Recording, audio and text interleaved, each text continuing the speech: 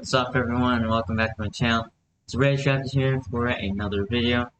Now I'm actually re-recording this because the last one I did, the audio didn't capture since I accidentally didn't enable my microphone, so it was just really annoying. But now I think everything is set up properly, and I'm going to quickly explain what we're doing today. So we've already done like one step of part 5 in the instruction manual, and that was assembling those midsections that they call like the middle of the wings. But now we're actually going to be looking at the main wing parts. So I'm not sure if I already put them together because I did that in the previous recording that I deleted. But I think they're already put together, so that saves some time. Now the only problem I have with this assembly right here is that if you look closely, here I'm just gonna take this fuselage off. It's not actually glued yet, and that's actually what we're gonna be getting into next. But if we take a look closer on the wing, you can see there's like a line or like an edge that isn't like flushed with this part of the wing. So that kind of bothers me, and I tried to fix it by like taking off like the hinge piece and trying to modify it to fit, and I think this is the best I could get. But it also might have to do with these little like notch parts. Wait, here, let me try to focus on that. Yeah, so these two little like notch pieces that are supposed to go together like this, but they're not exactly the same size or something, so they don't fit. So that's kind of annoying. I tried to like scrape it off or like sand it down to try and make it fit, but haven't really had much luck with that. It's not the biggest deal in the world. I mean, it'll still look complete. It just kind of bothers me a little bit. It's whatever. But let's move on. We're gonna assemble the wings and the fuselage, put them together. I'm not sure exactly if I should put the glue on the edge of the wings and then like slide in the fuselage like this, because glue's then gonna get all across the body. Or I could just put it straight on, but it's a lot more difficult that way. Maybe, yeah. I guess if I think about it, I could put the glue on this white edge here on both sides, and that way it should slide into place quite nicely. I just want to make sure I can make this as strong as I can so that it doesn't break apart easily. Oh wait, no. I'm not using that. We're using super glue. Yeah, I think this bottle is like almost finished or something, because recently it's been a lot more difficult to like press and to get the glue to come out. Alright, let's put it on that edge, and then might as well put it here too. And we'll put it at the back. That looks good. This smells funny as well. It's really weird. Don't want to rush into it, but at the same time, you want to be careful and kind of take your time. Or yeah, I could just slide into place. I've already practiced this motion a few times, so it's fairly familiar to me. Okay, I think it's practically set in stone. That's not coming off easily whatsoever. Alright, so the next part's we got this little antenna thing. I'm just gonna call it that. I'm not sure what it is. I could check real quick. It is called the pitot to tube, which, yeah, I still don't know what that is.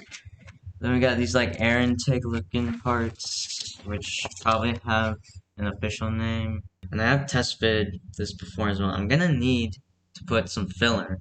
Let's just take some of the super glue and let it do its job. Actually, I think I'll put the glue on the main body of the model itself, just so that's easier for me to hold.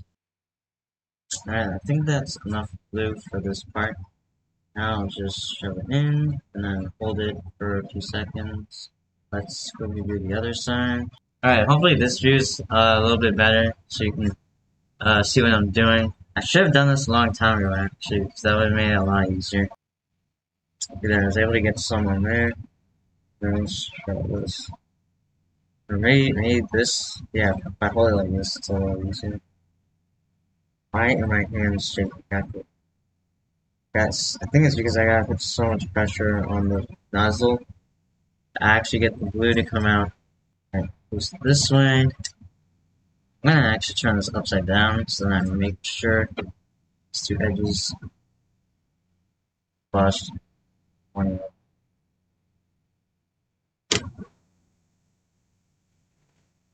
There's excess glue. Oh, great. Stuck to my finger. There, I got it. We could do the pitot too. It's right here. That's what it looks like. It looks like an intent, maybe something for like communication. I don't want there to be any seam lines from the molding of the parts, so that everything looks a little bit more clean. Alright, that's a pretty good test fit. I just used one drop of the super glue. That should be all that's necessary. I think that's a good amount to keep it secure. Did those parts. Alright, and then on the next page, we have the external fuel tank. Now, I actually worked on this like weeks prior to this recording, and as you can see, I've like sanded this out pretty well, so that all the edges are seamless and smooth. At least in my opinion. I mean, and listen, when you go from like top to bottom here, you can kind of feel the groove between the middle of these two halves. I've tried to sand it down as much as I could, but I mean, there's not much else you can really do. Like this, that's kind of all you can do, and it hasn't really been improving that much. Now I actually got some new brushes because felt like the ones I have I didn't have enough options to choose from. So now I got all of these, and a few of the older ones I'm still gonna use from time to time because they're still in a fairly not mint, but like usable condition. Let's see, what size would be best? I'm gonna choose this one. It's not like it's not huge for this, compared to the size of the part. So it's okay. Yeah, I'm planning to use one external fuel tank, and then the two bombs, which I think still need to be. Actually, I did a fairly good job sanding these down. Now we paint.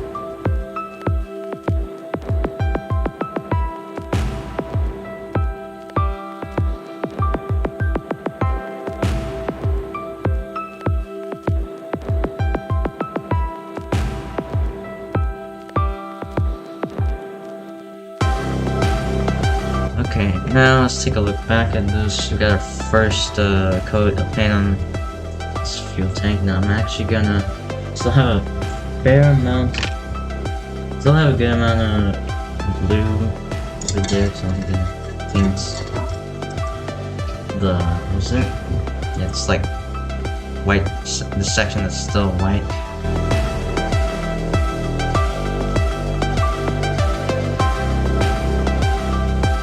This is what I got for far. Looking like this. I mean, there still needs to be some work done to it. I'm gonna actually have to use the white paint on all these, which will be very tedious, but you know, it is what it is. Okay, I'm back here with an update on the whole model kit situation. It turns out that the tip of the propeller is supposed to be silver, not red. I don't know why I thought that. It just seemed to make sense to me. But as you can see, I did paint the tips yellow, and I'm still working on that. It needs at least one or two more coats to be fairly solid. And as you can also tell, I've been working on parts of the wings with the filler. And if you can look under the wings, as you can see, I'm still working on that.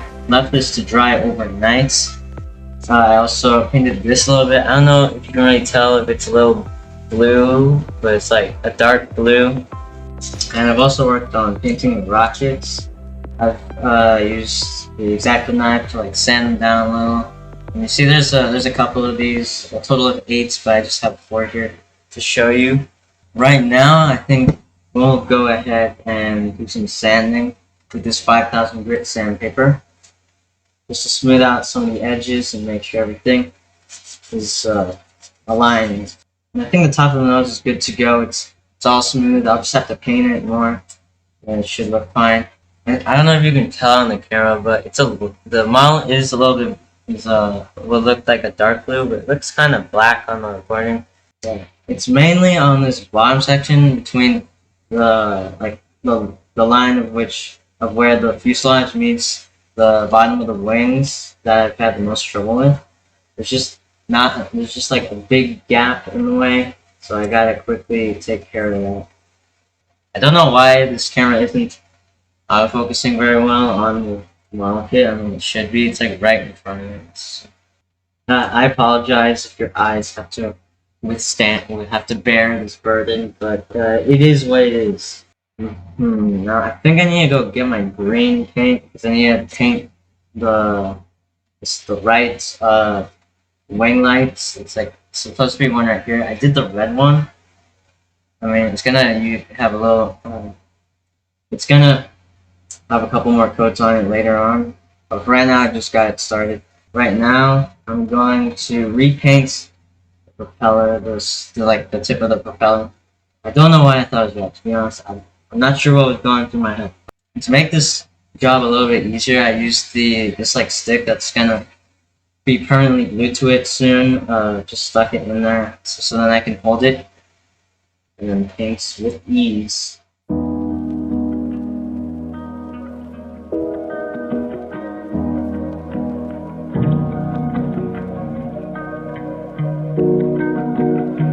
Okay, that's gonna have to be the first coat on that for right now. I'll continue to work on it.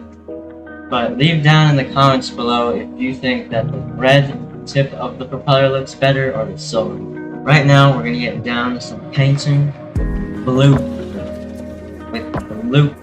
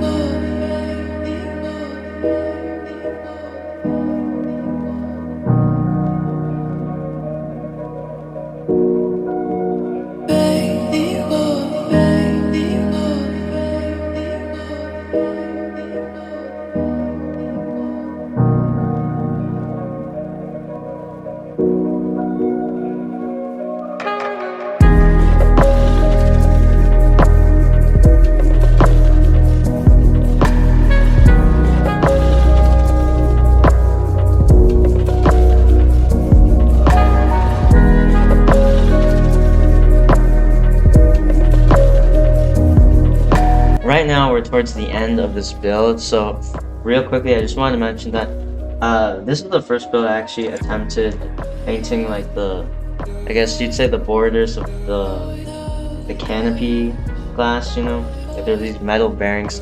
So as you can see, I did a pretty alright job with this. Yeah, I got that like triangular shape. So I'll get right back when I'm finished with that. Here I'm back at the view at the wing lights, and we're gonna actually paint those real quickly. So I'm gonna use this new red I bought called Bright Red.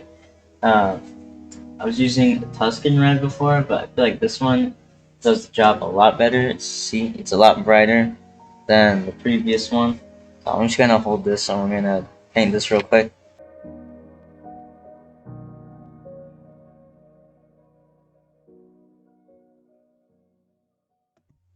Okay, now while we wait for the wing lights to dry, let's go ahead and install the fuel tank, the external fuel tank that comes with this kit.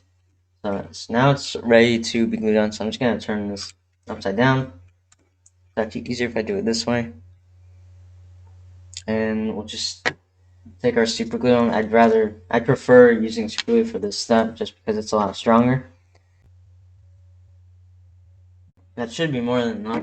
So yeah, I'm just gonna put it in this little slot that is perfectly cut out for this part. I don't know if I need to modify it at all. It does seem to fit well right off the bat, so shouldn't be any problems in the future. There we go. So we can wait for it to dry now. Let's see. Next in the instruction book, the bombs. Yeah, pretty easy. I finished painting them a few days ago. I'm pretty sure. Not sure if it needs more silver on the little tip of it. If you can see that, but it looks alright to me. Okay, I'm ready now. I mean, like right after I glue these on, then this little silver paint here should dry on its own. So it's not really a big deal. You don't really need to wait for that to dry before doing this stuff. So I'm just gonna hold this. I gotta remember to put these plastic gloves on just so I don't put any like fingerprints or like any of my like hand skin grease or whatever on the model. Let's do the first one. Just gonna turn this. See, yeah, it goes there. Easy. I'm just gonna push it into place. I probably should have scraped out the edge of that slot just so it would fit a little bit more nicely, but it seems to work pretty well on its own. So we got that first bomb on there. Definitely now I'm gonna have to carve like the edges. These holes on the wings for the rockets, because paint gets in there a little bit too easily. It's a lot easier to put things on that way. Okay, and now we'll apply glue to the second bomb like this. I don't know. Here, this would be an easier method of showing. Just like that. And just grab this gently.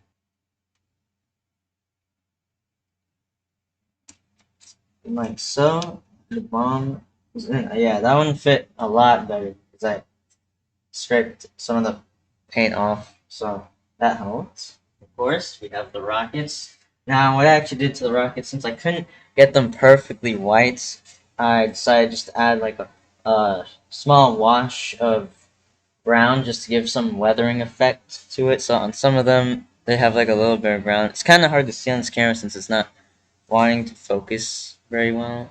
Now, I'm assuming that the Tamiya version of this model is a lot easier to fit together, not as much modifying of the parts needed or filling, stuff like that. But Revell's model is a lot cheaper, I think. So I'm pretty sure it was worth all the work that was put in. But otherwise, let's just get back to doing this. I think like that should be able to glue well enough. Let's see. Try it out. Oh crap. Okay, yeah, that seems to work. We'll have to wait about a minute or two to see if it works, but we'll just go ahead and do the same for all the others. You could try this method. It should work the same.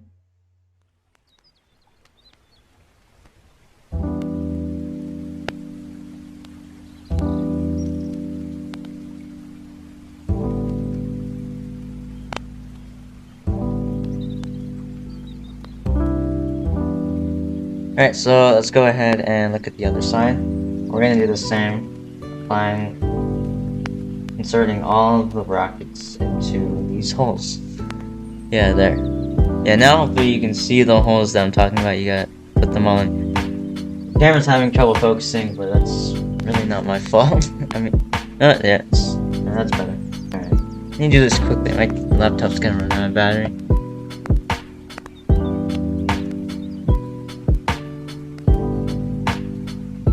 go. And the last one.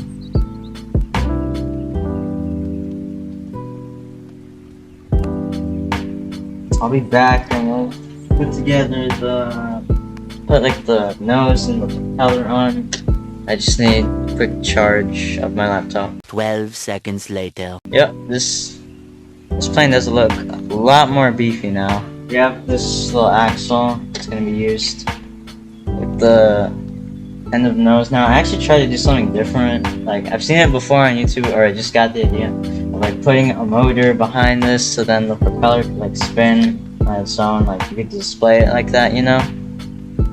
And I was able to like reassemble a circuit from just a random stem kit, but eventually I couldn't get whatever, like the contact points between the wires wasn't enough or something, I don't know. But it wasn't working anymore, so I had to take everything apart. And it was a little bit of a pain, but yeah, I'm not doing that anymore. I don't think this needs glue either. It can just stay on its own. Like it's really hard to take off if you just push it through. Like it just like uses like a counter bore kind of hole or something. You see? So don't really need to worry about it falling through. I mean, you could put glue. Like, that would seal the deal. Yeah. But it does fine on its own without glue, which is really nice feeling about it. But I could do that, yeah. Might as well. It says so in the instructions, so might as well follow them. Just need a dab of glue on the end, right there. Okay.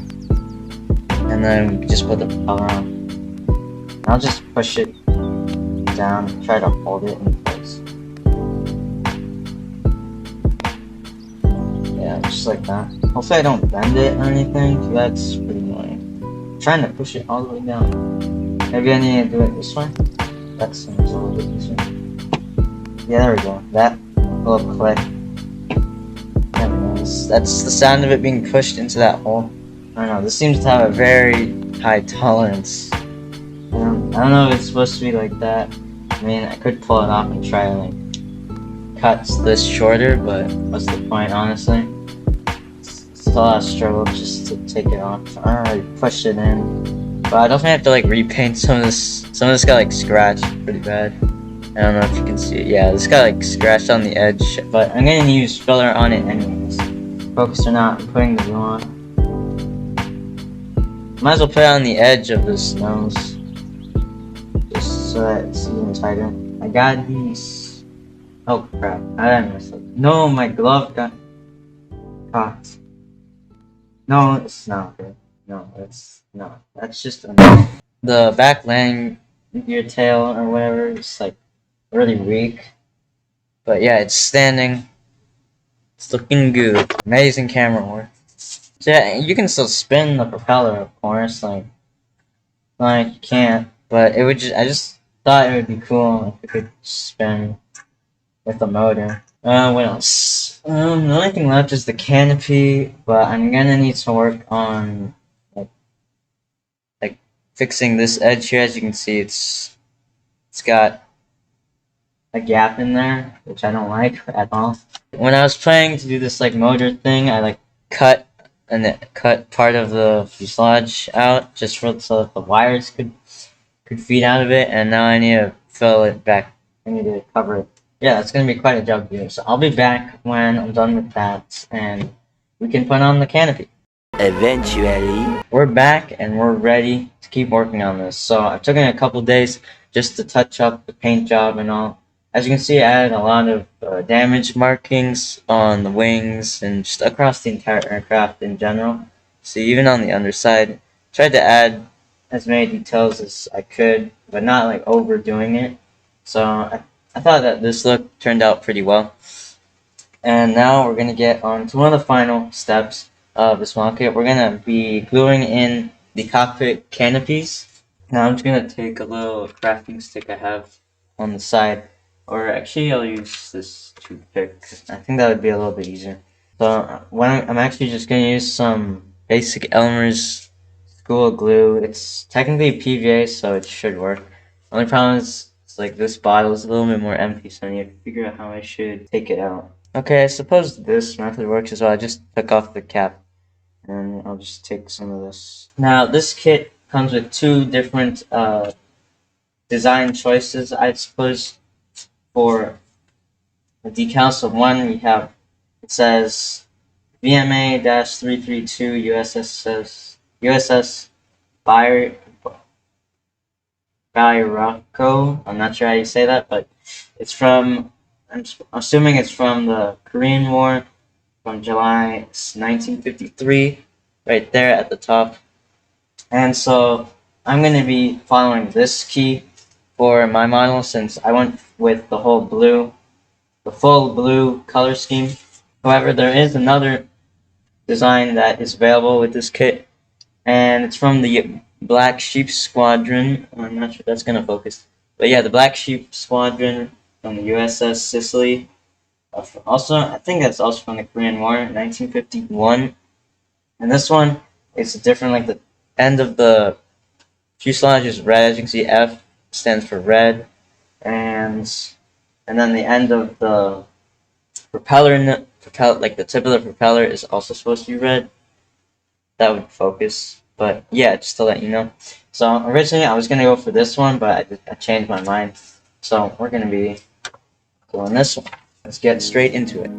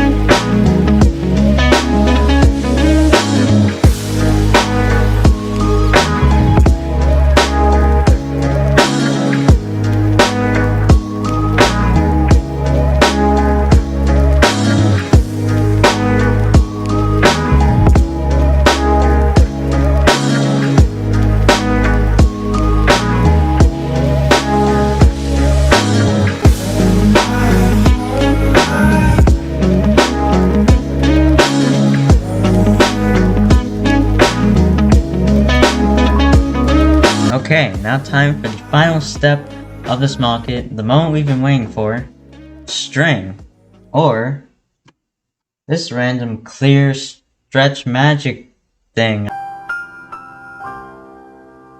I found in a drawer. Don't ask. Remember this guy? Well, we don't need him anymore.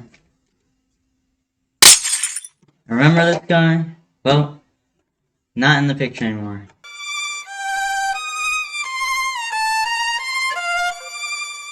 So I'm gonna tell you what, I'm finally finished with this kit here. You can safely secure the instruction booklet along with the extra decals, which are very nice, by the way. I mean, top-notch quality, you know, gotta give it to Revell. But otherwise, this box has no business here anymore. Now, time for the final reveal. I cleaned up this table a lot just so that there's some empty space to really capture in all the details of the finished product. So this is the cleanest this table has been in months, I'm going to tell you. So 3, 2, 1, here it is. Finished F4U-4 Corsair model kit by none other than Revell themselves. Now, the most difficult thing I found about the decals was this bottom of the left wing here, where it says Marines. I could turn that around. That's supposed to say Marines right there. And the problem I had was that in the instruction it tells you to put the rockets on before this decal, but then I was wondering, how are you supposed to put this decal under these parts that are already covering the underside of the wing? So I legit had to just rip them off by hand and then put the decal on, and then cut the holes back out, and then just insert them back. It was a little bit of a hassle, but I did find it quite annoying that it was that way. And then there's this like decal that's like this polka dot pattern with this white stripe that goes around the nose. And I like this quite a lot. That's like part of the main reason I bought this kit. I really liked that detail that was added. And as well, I am a big fan of this aircraft, so that's all the other reason I bought this kit. But this was like the second most difficult thing I had to figure out, because it seemed to wrinkle up a lot, and over time as I added the decal solution, I was able to compromise all those wrinkles, but at the bottom there's like a little bit of a gap in between right there. Oh yeah, I should do this. There's always going to be a little gap in between at the bottom of the nose. So if you do it like that, no one will really see it unless you pick it up and look on the underside, but otherwise it should be fine on display. And now I took quite a bit of time to put these like wires that are supposed to go along these pegs of some sort. Not really sure what their purpose is. I'm only going to assume that they're for like radio communication or something. But I decided to use this clear, stretchy like necklace string that I found. It was very flexible and elastic, so it'll last for a lot longer. Very durable. And so all I did for this was just to tie it around these points right here at the front and the back, and then just dab some super glue on, and there you go.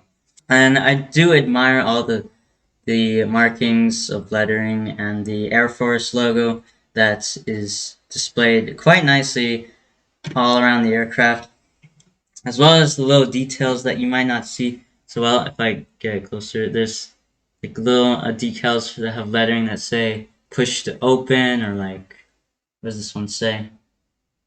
Like lift here, or what else? Like no push, things like that. I really admired those kind of details that went into this kit, because I never even knew that existed. And of course the propeller, looking fine and dandy. I really enjoyed putting this all together. My overall rating is a solid 9.5 out of 10. But I really do feel like there should be a new tool of this kit, because the molding for it is just very old. It's probably, I think it's from like the 70s if I remember properly, like 1974 molding tool. So I'm pretty sure this should be one of the next kits to get engineered. But either way, I put a lot of hard work into this, and I'm really happy with the results that I got. So this has been the F4U-4 Corsair model kit. Thank you for joining me on this journey, and I'll be back probably next week with a review for my next model kit I'm going to build. So take care everyone, and I'll see you in my next video. See you!